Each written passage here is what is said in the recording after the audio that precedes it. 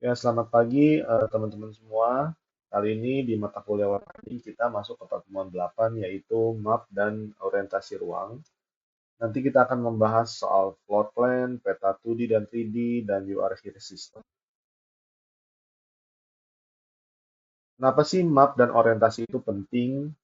Jadi, kedua hal ini akan memudahkan navigasi, mengurangi kebingungan, meningkatkan pengalaman pengguna, serta dasar untuk mendesain sistem signage yang akan kita buat.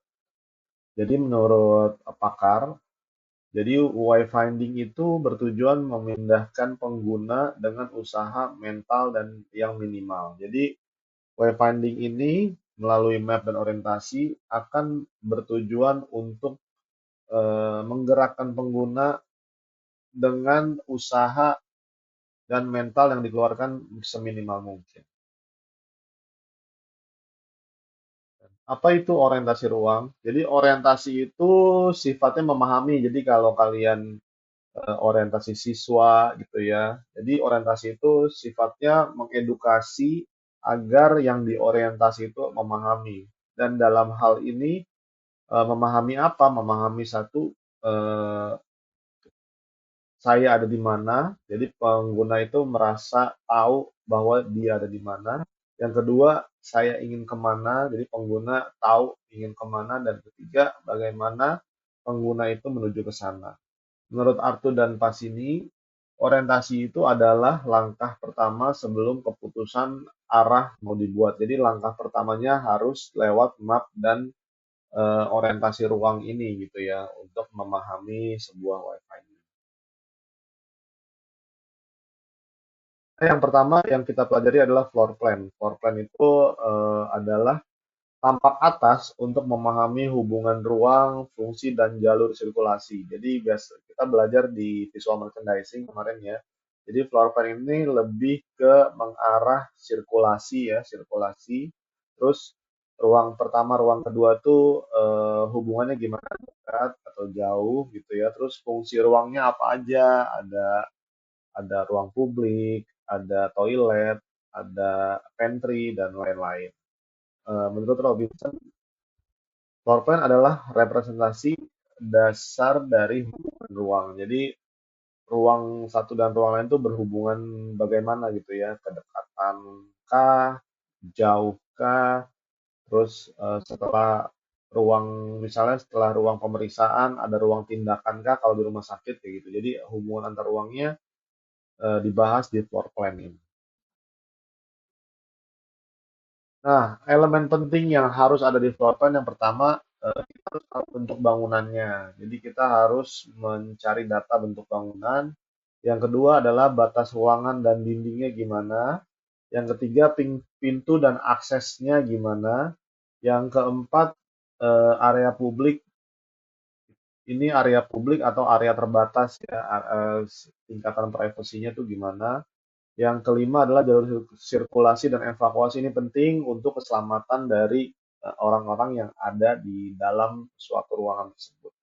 Menurut Ching, pakar dari signage, jadi floor plan itu harus menunjukkan hierarki dan keterbacaan ruang. Jadi ruangan ini atau building yang kita kunjungi itu harus terbaca satu kali di floor plan tersebut gitu ya. Jadi orang udah tahu nih orang itu berada di mana, dia sedang ada di mana, dan sebesar ruangan yang harus dijelajahi itu semana gitu ya. Jadi itu fungsi dari floor plan. Nah, aturan visual dari floor plan adalah yang pertama gunakan garis tebal untuk strukturnya. Jadi garis tebal itu untuk pembatas ruangan. Jadi kita lihat di kanan ya. Jadi ada garis tebal itu pembatas-pembatas ruang biasanya di tepi luar ya, di tepi luarnya gitu ya. Itu garis tebal yang pertama. Yang kedua adalah warnanya netral plus highlight. Jadi ketika warna highlight itu warna yang membedakan antara satu dengan yang lainnya gitu ya. Misalnya di sini sih eh, contohnya adalah furniturnya atau layout furniture atau layout ruangannya gitu ya. Di sini terlihat. Yang ketiga adalah labelnya harus ringkas gitu ya, misalnya kitchen gitu ya. Terus M bedroom, kenapa nggak master bedroom? Jadi harus singkat. Terus living and dining area, ini nggak bisa disingkat L atau L slash D nggak mungkin kan. Jadi living dan dining area eh, dan lain-lainnya, serta hindari dekorasi yang berlebihan. Jadi kalau floor plan itu tidak boleh didekorasi sebenarnya. Floor plan itu hanya kita menunjukkan kepada pengguna bagian-bagian apa aja, ruangan apa aja yang ada di area yang dikunjungi. Jadi menurut staff, desain yang baik itu adalah pemikiran yang jelas yang dibuat terlihat. Jadi desain itu baik ketika semuanya bisa terlihat. Jadi di sini ada area apa ada contoh dari floor plan yang benar dan floor plan yang salah. Jadi floor plan yang benar itu warna-warnanya di ini ya, warna-warnanya dibedakan, terus sirkulasinya benar gitu ya. Sirkulasinya benar dan berantakan kayak gini. Jadi floor plan itu penting gitu. Nah, peta 2D-nya itu kapan sih digunain kalau peta 2D dan 3D? Yang pertama, peta 2D ini cocok untuk mall, museum, kampus, dan venue-venue yang kecil, area-area yang kecil. Ini cocok untuk 2D. Jadi kalau areanya kecil nggak serta-merta harus pakai peta yang 3D. Gitu ya. Kelebihan peta 2D ini yaitu simpel dan cepat dibaca gitu ya, tidak mengandung interpretasi, dekorasi, estetik gitu ya. Kalau peta ini harus cepat dibaca karena biasanya tempat-tempat yang pakai peta 2D dan 3D itu adalah urgensi kebanyak-banyak urgensinya gitu ya. Kalau di mall itu ada jalur evakuasi gitu ya. Terus kalau di kampus ada jam-jam sekolah gitu. Terus kalau di rumah sakit itu ada urgensi gawat darurat dan lain-lain. Kalau biasanya peta 2D dipakai untuk tempat-tempat seperti itu. Menurut Moller Up, peta 2D itu memberi kepastian bentuk dan jarak tanpa distorsi. Gitu ya. Ibaratnya ini kayak peta skalatis biasa gitu ya. Jadi orang cuma tahu seberapa jauh gitu ya, seberapa apa hubungannya ruangan satu dan ruangan yang lain ini ada di peta 2D. Nah, kalau peta 3D ini kapan dipakai? Jadi cocok untuk theme park, kebun binatang, dan area wisata. Biasanya eh, dipakai karena kelebihan-kelebihannya yaitu lebih menarik dan mudah dipahami. Jadi orang itu psikologis di tempat-tempat seperti itu adalah psikologis tempat yang menghibur gitu ya. Jadi petanya tidak ada urgensi, terus juga orang di situ lagi moodnya lagi bagus gitu ya, dan pengen lihat sesuatu yang bagus-bagus dan dekoratif, jadi dipakai peta yang 3D gitu ya. Jadi menurut Kevin Lynch, representasi visual yang kaya akan meningkatkan memorabilitas dalam hal ini adalah pengunjung. Jadi pengunjung lihat peta seperti ini tuh meningkatkan daya ingat gitu ya, meningkatkan memori dia ketika dia berkunjung ke suatu tempat wisata. Jadi apa sih perbedaan peta 2D dan 3D? Jadi menurut Pasini adalah jenis peta harus dipilih berdasarkan tugas navigasi yang tadi saya bilang. Kalau peta 2D biasanya urgensinya tuh diperhatikan. Kalau peta 3D itu lebih ke fun. Jadi orang psikologisnya ingin mencari yang fun sampai ke petanya gitu. Jadi aspek yang membedakan adalah dalam gaya 2D itu harus minimalis dan 3D itu visualnya harus menarik. Keterbacaan yang 2D cepat dibaca dan 3D ini bentuk bangunan yang terlihat jelas. Jadi beda ya, beda tujuan terbacanya gitu ya. Yang ketiga adalah dari kecepatan produksi, peta 2D itu cepat diproduksi, peta 3D itu lebih rumit biasanya ya, lebih rumit karena banyak ilustrasi, banyak bentuk-bentuk yang custom gitu ya. Jadi agak rumit dan memakan waktu juga. Yang keempat adalah kebutuhan area. Yang 2D itu biasanya area-area penempatan petanya kecil gitu ya, karena tidak tidak ada sesuatu yang detail. Kalau yang 3D areanya harus besar nih, kebutuhan areanya. Karena harus di print besar.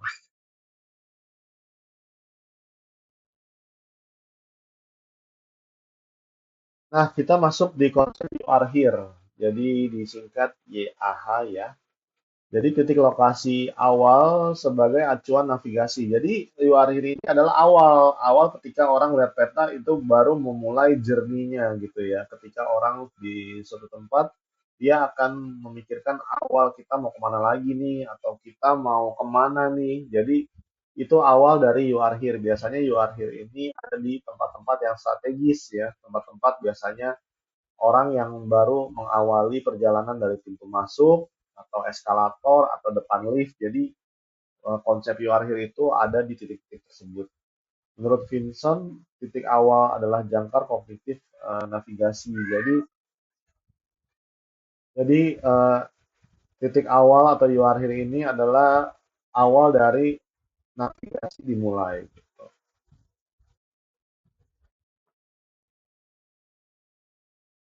Nah, prinsip-prinsip yang harus ada di You Are Here, yang pertama itu peta harus mengikuti arah tubuh pengguna gitu ya. Jadi orang tuh melihat peta tuh harus menurut pandangan mereka gitu ya. Kalau di kanan ya kanan, kiri ya kiri gitu ya. Nggak boleh orang tuh memutar kepala gitu ya sampai bingung ini petanya harusnya gimana. Dan biasanya tuh akan menghadap selalu ke utara karena orang melihat sisi dari utara gitu ya kalau orang melihat peta gitu ya. Utaranya mana nih gitu ya. Biasanya tegak lurus dengan utara. Biasanya kalau di ikonografi itu ada icon kompas ya dengan huruf North atau U di atasnya. Jadi yang kedua adalah titik lokasi harus kontras, harus beda gitu ya. Sebelahnya orange, misalnya lokasinya berbeda, harus ungu, tingkat kontrasnya itu harus berbeda agar orang mengetahui ternyata ini tidak satu ruangan. Yang ketiga adalah label area harus jelas. Jadi label-label areanya itu biasanya ini A atau ini adalah apotik, ini adalah department store itu harus jelas. Fontnya tuh harus jelas dan harus kontras ya. Tidak boleh fontnya tuh monokrom dengan backgroundnya gitu ya. Nanti orang bingung gitu untuk melihatnya. Menurut Levin dan Marcionini, pengguna lebih cepat memahami peta dengan orientasi yang sama dengan posisi mereka. Tuh, itu yang kita pegang ya. Nah, ini adalah kesalahan-kesalahan umum yang ada pada peta-peta yang sudah ada di luar sana. Yang pertama, titik You Are Here-nya kecil. Padahal You Are Here itu adalah penentu navigasi pertama dari seseorang gitu ya. Jadi harus besar, terus juga tidak searah lingkungan, salah gitu ya, salah menavigasinya. Yang ketiga adalah icon terlalu banyak gitu ya. Jadi icon tuh harus seminimalis mungkin, sedikit mungkin, tapi yang penting-penting. Jadi jangan terlalu banyak. Jadi membuat itu orang bingung dan matanya lelah kalau ikonnya terlalu banyak. Yang keempat adalah warna yang tidak konsisten itu juga mempengaruhi eh, psikologis orang untuk melihat peta. Yang kelima adalah tidak adanya legenda. Legenda-legendanya itu tidak ditulis gitu ya. Jadi itu yang membuat orang bingung. Menurut Muller Up, kesalahan-kesalahan ini adalah sebuah noise pada desain.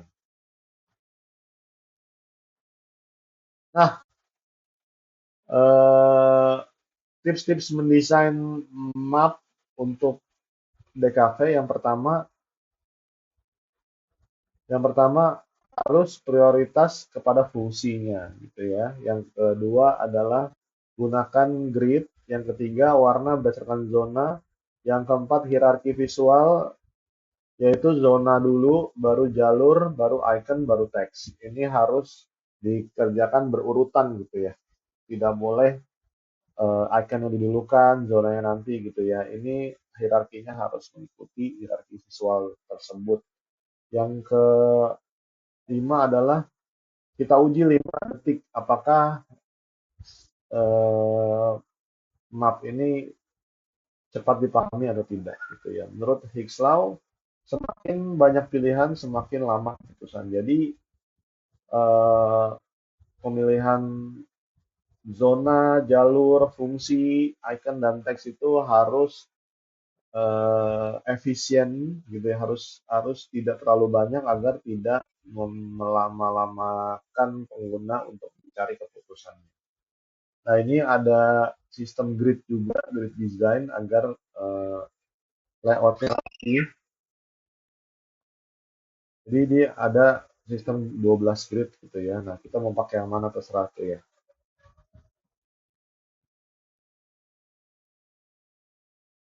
Nah, yang selanjutnya adalah sistem kode warna atau zoning. Jadi zoning-zoning ini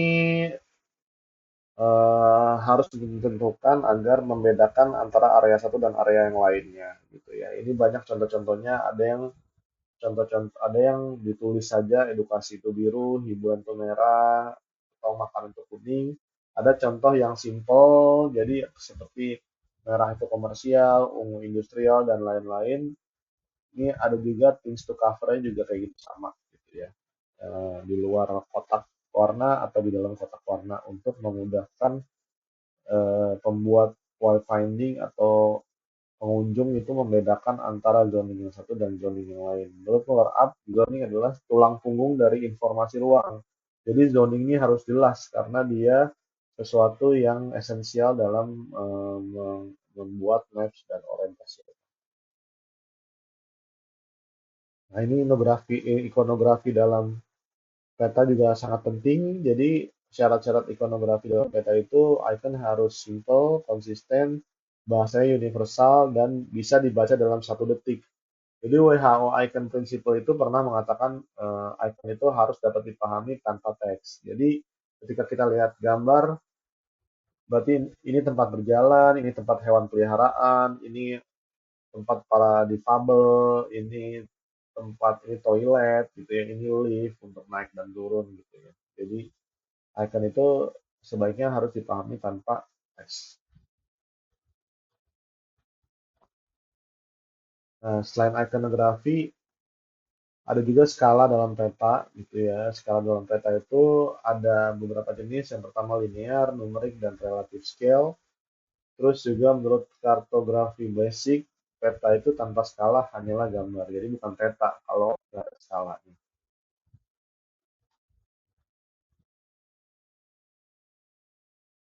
Nah, yang selanjutnya adalah layout peta yang baik. Layout peta yang baik itu yang mengandung saran struktur visual seperti judul, legenda, area peta, terus juga you are here, terus juga info pendukung, dan yang lebih baik lagi kalau kita menggunakan 12 grid kolom agar peta terlihat rapi. Jadi case tadi pertama itu mall-mall yang memakai peta 2D ya, ada koridor linear, terusnya harus keputusan harus cepat atau lift ke toilet gitu ya. Terus tenant list juga lebih penting dari bentuk bangunan karena orang itu ke mall untuk mencari tenan-tenan yang dia mau kunjungi. Jadi harus bukan melihat gedung mallnya saja, tapi orang-orang tujuan utamanya untuk pergi ke tenan yang dia akan kunjungi. Terus juga kota itu harus efisien, tidak boleh berlebihan. Nah, ini case study yang kedua adalah theme park ya, bisa di Fun, bisa Disney gitu ya. Jadi yang pertama atraksi unik perlu divisualkan, lebih memorable untuk keluarga dan membantu memahami landmark. Menurut Lins, tempat dengan citra visual yang kuat lebih mudah diingat gitu ya. Jadi peta ini bisa menjadi eh, branding yang baik untuk sebuah theme park. Konsistensi peta dan signage harus konsisten dalam warna dan zona gitu ya. Terus juga bentuk ikonnya juga harus jelas. Terus arah panahnya juga harus jelas, sirkulasinya harus jelas, dan tipografi kita harus memakai font-font yang jelas. Menurut Atul dan Pes ini, web hosting adalah sistem bukan elemen terpisah. Jadi elemen-elemen empat ini harus menjadi satu kesatuan dan bersinergi. Jadi kesimpulannya adalah floor plan itu adalah fondasi ruang. Yang kedua, peta 2D itu untuk simple dan cepat. Yang ketiga, peta 3D itu adalah engaging atau orang akan mengingat dan menimbulkan eh, pengguna yang loyal, terutama di rumah sakit, mall, ataupun di theme park gitu ya.